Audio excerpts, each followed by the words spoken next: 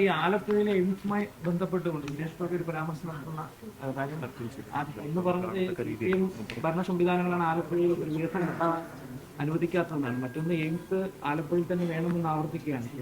അല്ല, അതില് കേന്ദ്രമന്ത്രി എന്ന നിലയിൽ ശരിക്കും കാര്യങ്ങൾ മനസ്സിലാക്കിയിട്ടുണ്ടാകുമല്ലോ. നേരത്തെ എയിംസ് കേരളത്തിന് വേണം എന്ന് ആവശ്യപ്പെട്ട ഘട്ടത്തിൽ ഒരു കേന്ദ്ര സംഘം തന്നെ ഇവിടെ പരിശോധനയ്ക്ക് വരികയുണ്ടായി.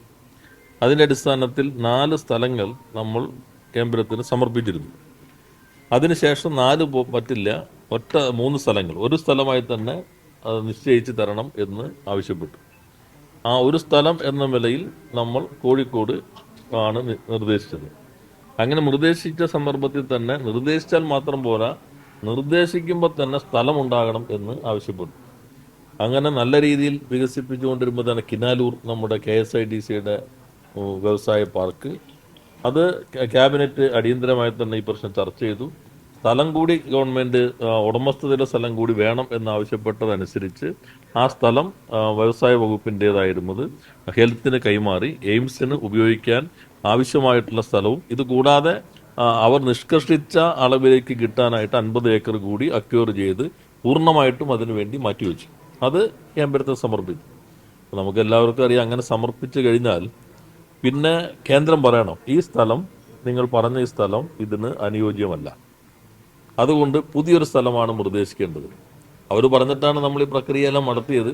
എല്ലാ വശങ്ങളും നോക്കിയിട്ടാണ് നിർദ്ദേശിച്ചതെന്ന് ഒന്ന് തിരഞ്ഞെടുക്കാൻ പറഞ്ഞു, ഒന്ന് നിർദ്ദേശിച്ചു. നിർദ്ദേശിച്ചപ്പോൾ സ്ഥലം കൂടി വേണമെന്ന് പറഞ്ഞു. ആ സ്ഥലം അതിവേഗത്തിൽ തന്നെ ആരോഗ്യവകുപ്പിന് കൈമാറി.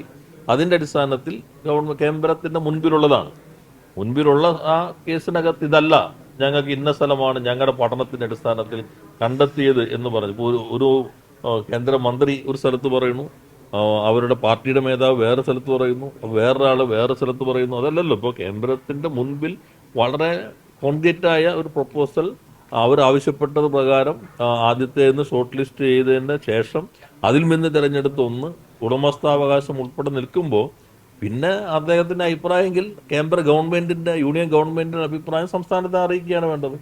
ഇത് നൽകാതിരിക്കുക, തുടർച്ചയായിട്ട് അവഗണിക്കുക, ഇത്രയും കാര്യങ്ങൾ ചെയ്തിട്ടും ഒരു പ്രഖ്യാപനവും നടത്താതിരിക്കുക, കേരളം ആവശ്യപ്പെട്ടതിന് ശേഷം മിക്കവാറും എല്ലായിടത്തും എയിംസ് അനുവദിക്കുക, ആ വിവേചനം കേരളം ചർച്ച ചെയ്യുമെന്നായി കഴിഞ്ഞപ്പോൾ ആവശ്യമില്ലാത്ത ഒരു വിവാദം സൃഷ്ടിക്കാനുള്ള ശ്രമം മാത്രമായി അവനെ കണ്ടാൽ മതി. ഒപ്പം അദ്ദേഹം പറഞ്ഞത് ഈ ശബരിമലയുമായി ബന്ധപ്പെട്ടുകൊണ്ട് ശബരിമല കേന്ദ്രം ഏറ്റെടുക്കാൻ വേണ്ടി ഒരു ബോർഡൊക്കെ രൂപീകരിക്കുമെന്നുള്ളതാണ്. എടുക്കുക എന്നൊക്കെ അദ്ദേഹത്തിന് ഇഷ്ടമുള്ള ചില വാക്കുകളാണല്ലോ, അതുകൊണ്ട് വന്നതായിരിക്കും. യഥാർത്ഥത്തിൽ നാം കാണേണ്ടത് ആഗോള അയ്യപ്പ സംഗമം സൃഷ്ടിച്ചിട്ടുള്ള സ്വീകാര്യത. എല്ലാ വിഭാഗ ആളുകളും അതിൻ്റെ ഭാഗമായി വന്നു. നല്ല രീതിയിൽ തന്നെ കാര്യങ്ങൾ മുന്നോട്ട് പോയി. അതിനുശേഷം രൂപീകരിച്ച സമിതി അതിൻ്റെ തുടർ നടപടികൾ മുന്നോട്ട് കൊണ്ടുപോകുന്നു.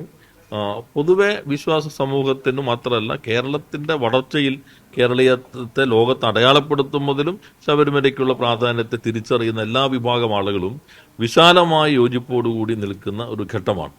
അപ്പോൾ അതിൽ സങ്കുചിതമായ രാഷ്ട്രീയ താല്പര്യം വച്ചിട്ടുള്ള ചില പ്രതികരണങ്ങളായിട്ട് മാത്രം ഇതിനെ കണ്ടാൽ മതി.